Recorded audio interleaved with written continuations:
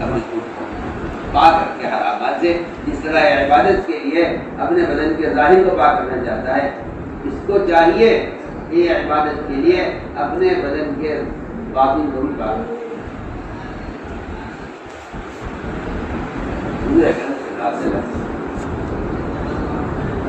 یہ بدن خارج ہو.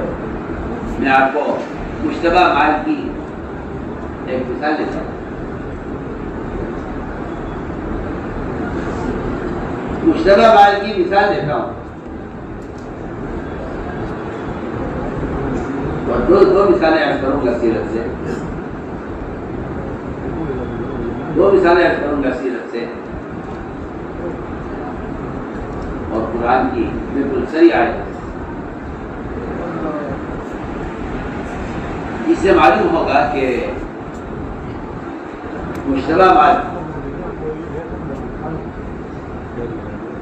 یا کافر کا مال اس سے مسلمان کے عقیدے پر اور مسلمان کے فرائض پر کیا اثر پڑتا ہے.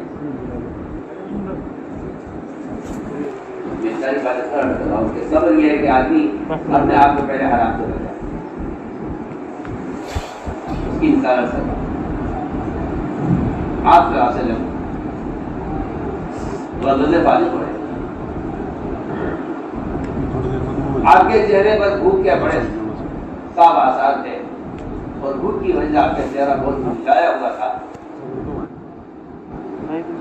ایک انصاری عورت نے آپ کے چہرے کو دیکھ کر یہ کہا کہ مجھے آپ کے چہرے میں فاقہ صاف نظر آ رہا ہے. میرا دل چاہتا ہے کہ آپ نئی دعوت قبول کریں اور میں آپ کے لیے کھانے کا انتظام کروں. آپ نے اس انصاری عورت کی دعوت کو قبول کر لیا. مثال یہ تھا کیونکہ کسی کے کھانے کی دعوت کو رد کر دینا، کسی کے کھانے کی دعوت کو رد کر دینا تکبر کا تقاضا ہے. آپ سوچیے تو صحیح، کسی کے کھانے کی دعوت کو رد کر دینا یہ تکبر کا تقاضا ہے تو دین کی دعوت کو رد کر دینا کتنا بڑا تکبر ہوگا. میں ایک بات کہہ رہا ہوں کہ اگر مجھے قرائے غمیم جو مدینہ منورہ سے بہت دور ہے، اگر مجھے وہاں بلایا کسی نے کھانے پر تو میں اس کی دعوت کو قبول کروں گا. بعد نے کہا قرائے غمیم کا مطلب یہ نہیں ہے کہ وہ علاقے کی جگہ، بلکہ قرائے غمیم کہتے ہیں ایسی ہڈی جس کے اوپر سے گوشت صاف کر لیا گیا ہو. اگر کوئی میری دعوت ایسی ہڈی کی جلیبی کرے گا کہ میں آپ کو ایک ہڈی کی دعوت دیتا ہوں تو میں اس ہڈی پر بلانے والے کی دعوت کو قبول کروں گا. اس ہڈی کے اوپر سے گوشت صاف کر لیا گیا ہو، کھانے کی چیز نہیں ہے وہ، لیکن میں اس کی دعوت کو بھی قبول کروں گا. کیا حدیث آتا ہے؟ حدیث آتا ہے کہ بدترین ولیمہ وہ ولیمہ ہے جس میں مالداروں کو بلایا جائے اور ان کی خوشامد کی جائے آنے کے لیے، اور وہ غربا جو شوق سے آتے ان کو نظر انداز کر دیا جائے. ایسا ولیمہ بدترین ولیمہ. میں آپ کو درمیان میں مثال عرض کر رہا ہوں. دعوت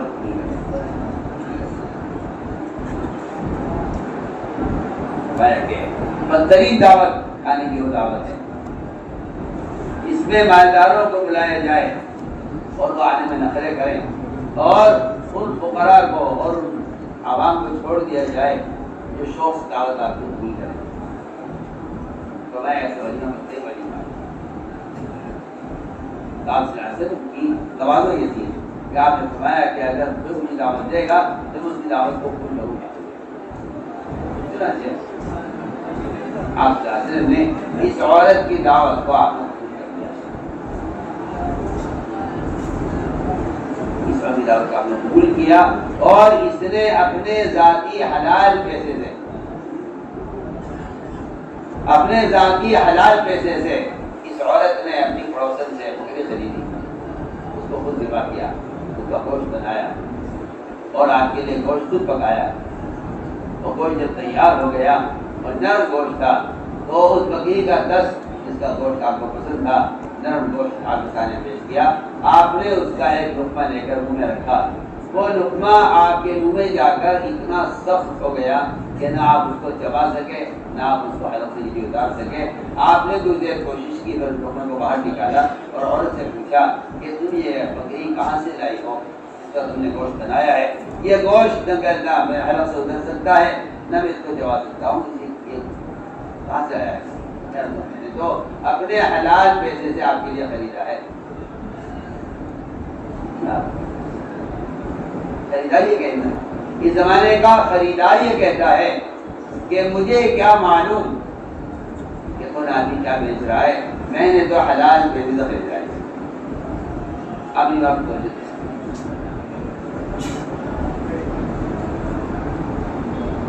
کیونکہ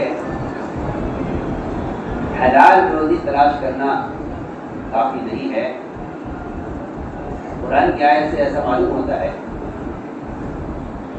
قرآن کی آیت سے معلوم ہوتا ہے کہ آپ کو یہ بھی تحقیق کرنی پڑے گی کہ چیز کو بیچنے والا متقی ہے یا نہیں۔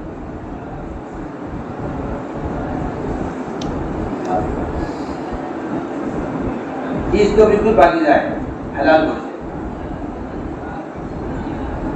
گوشت حلال ہے، سوال اس کا نہیں ہے گوشت حلال ہے، سوال اس کا ہے کہ اس گوشت کا بیچنے والا بھی متقی ہے۔ بہت سننا میں بہت کام کی بات آپ سے عرض کر رہا ہوں۔ اصحاب کہف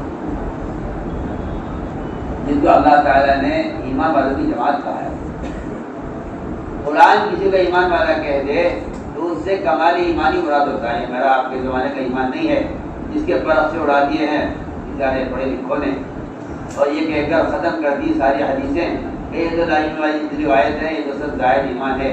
اس ایسا زائد ایمان بنایا اس کو، اللہ مجھے معاف فرمائے، جن لوگوں کو دو چار عربی کے الفاظ یاد ہو جاتے ہیں نا، وہ بیچارے اس زمانے میں اتنی آسانی سے مجتہد بن جاتے ہیں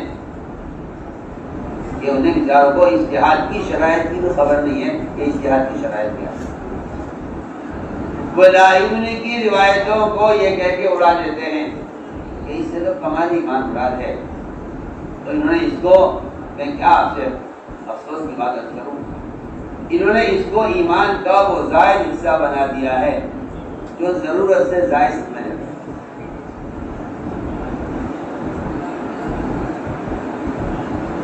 یہ بھی کیا کہا جبکہ حقیقت یہ ہے کہ قرآن نے جہاں بھی ایمان کو کہا ہے، قرآن ہمیشہ کمال ایمان کی بات کرتا ہے۔ قرآن ہمیشہ کمال ایمان کی بات کرتا ہے، اور قرآن نے قیامت تک آنے والے مسلمانوں کو ایمان صحابہ کی طرف آنے کا حکم دیا ہے۔ یہ نہیں کہا جس زمانے میں جیسا ایمان بنتا ہو باقی ہے، سب کے لیے ایمان صحابہ سے۔ میں عرض کر رہا تھا کہ قرآن نے ایمان کو جہاں بیان کیا ہے وہاں کمال ایمان کو بیان کیا۔ قرآن نے اصحاب کہف کو ایمان والوں کی جماعت کہا ہے۔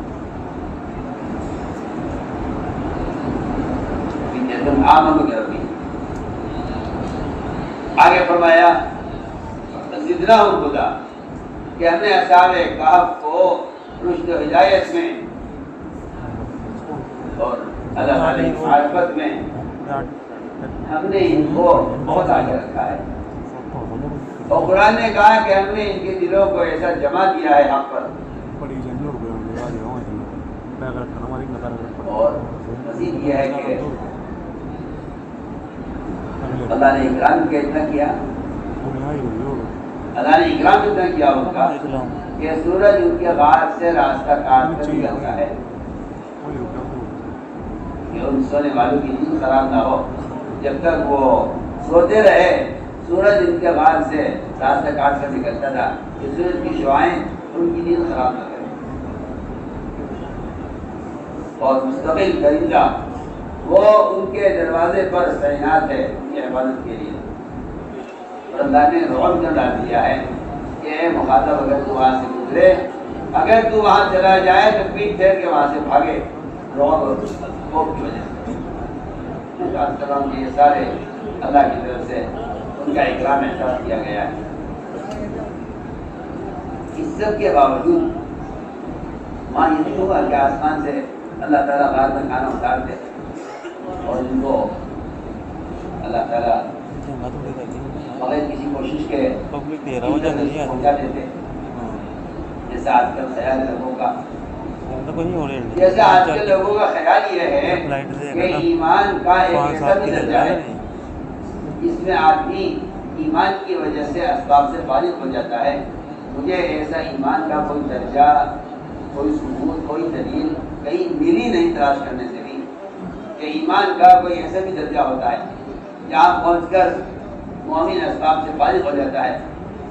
ایسا ایمان کا نہ کوئی درجہ ہے، نہ یہ ایمان کی علامت ہے، نہ یہ ایمان کا تقاضا ہے۔ یہ ایک خیال اور تصور ہے کہ ایسا بھی ایمان ہونا چاہیے یا ہوتا ہوگا کسی کا جو ایمان اس کو سبب سے فارغ کر دے۔ اگر خدا کی قسم ایسا ایمان ہوتا تو محمد صلی اللہ علیہ وسلم اور انبیاء اس کے زیادہ حقدار تھے۔ محمد صلی اللہ علیہ وسلم انبیاء ایسے ایمان کے زیادہ حقدار تھے جو ایمان مومن کو سبب کے استعمال اختیار کرنے سے فارغ کر دے۔ مجھے ایسے ایمان کی نہ کوئی دلیل ملی ہے، نہ ایسا ایمان کا کوئی درجہ ملا ہے۔ اس درجے کا ایمان ہے کہ جو آدمی کو اسباب میں فارغ کر دے، آج کو دنیا کی عبادت ہے۔ ان سارے اللہ تعالیٰ کی طرف سے اکرام، سورج تابع ہے ادھر، درندہ تابع ہے ادھر،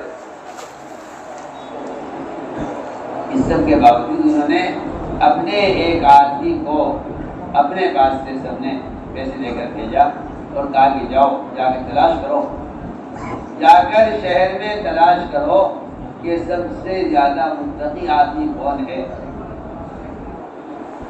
متقی آدمی، سب سے متقی تاجر کون ہے بازار میں کھانا بیچنے والا، بلینظر ایھا کا طعاما، تلاش کرنا کہ سب سے زیادہ متقی بیچنے والا کون ہے۔ اب تو یہ تحقیق نہیں کرتے کہ جو چیز بک رہی ہے وہ کیا حلال ہے یا حرام ہے۔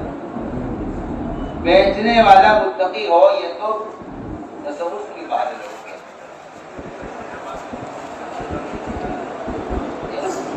بیچنے والا اب تو تم کو اگر کافر بھی ہے تو کوئی بات نہیں ہے، ہمیں کھانے سے مطلب ہے۔ ان کے صاف ہے یہ تفسیر، بلینظر ایھا کا کام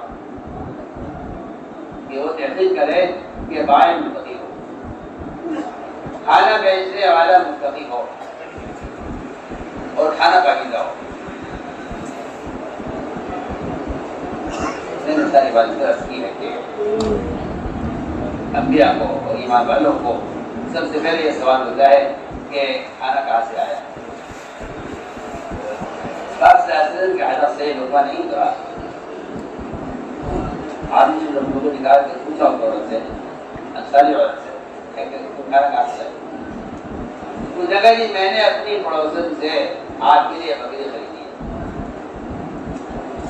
ہے۔ جاؤ اس پڑوسن کے پاس اور جا کے پوچھو کہ اس نے یہ بکری اپنے شوہر کی اجازت سے اس کی رضا سے بیچی ہے یا اس نے یہ بکری اس کو بیچی ہے۔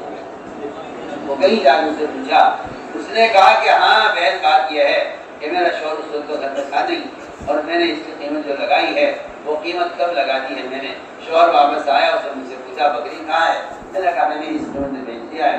اس نے کہا تم نے غلط بیچا ہے، اس کی قیمت تو اس سے زیادہ تھی، لہذا وہ بکری جو شوہر کی رضا کے بغیر بکی ہے اس بکری کے گوشت کا رتبہ آپ کے حالت سے نہیں ہوتا۔